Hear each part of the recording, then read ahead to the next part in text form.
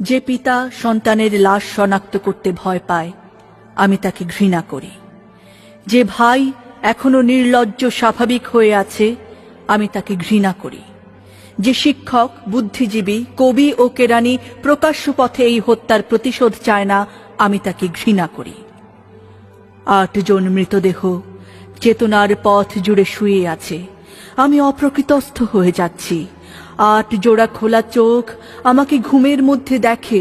আমি চিৎকার করে উঠি। আমাকে তারা ডাকছে, অবেলায়, উদ্যানে, সকল সময়। আমি উন্মাদ হয়ে যাব, আত্মহত্যা করব, যা ইচ্ছা চায় তাই করব। কবিতা এখনই লেখার সময়।